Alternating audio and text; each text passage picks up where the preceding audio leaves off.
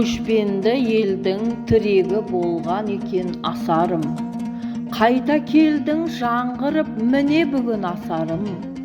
Ешқашанда ұмыт болған емессің, барша жұртқа әрқашанда керексің. Асарсыз қазағымның бір күні де өтпеген, салт дәстүрдің төрінен еш кетпеген. Атаң білген, бабаң білген, сонау өткен сағыңда, асарың отырған ғой әркез биік өз тағында. Әуелгіде мән бермеген асарға, ұмыт бола қалғандай ма жастарға, енді бүгін көбейген жас ұрпақта қуантады келген осы қатарға.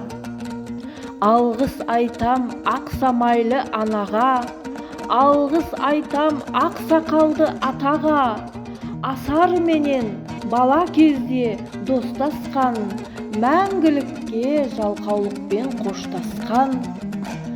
Көш бастайтын баланың үлкендерде ісі бар, артта қалған баланың үлкендерде несі бар? Деген екен атамыз бен бабамыз, бұны қалай ұмытамыз, айтпаймыз. Сондай ұлды берген екен Құдайым, қорғанында Тәңірдің болсындағы әрдайым. Біріктіріп халықты жинады бір ту астына, өмірлік болсын жобасы еліміздің бағына.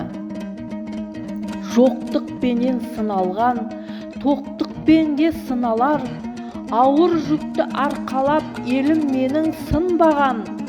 Қиындықта халықтың рухы биік болмаса, жетер медік бүгінгі осы мынау асарға. Мейірім мен махаббат жеткізеді мұратқа, алауыздық өкпемен тартпайықшы біз артқа. Бәріміз де білеміз ғой, күш бірлікте, сізбен біздің жанашырлық тірлікте. Ақ сандығым ашылды, ішінен жібек шашылды, өлеңдетіп, әндетіп, асаршылар асырды.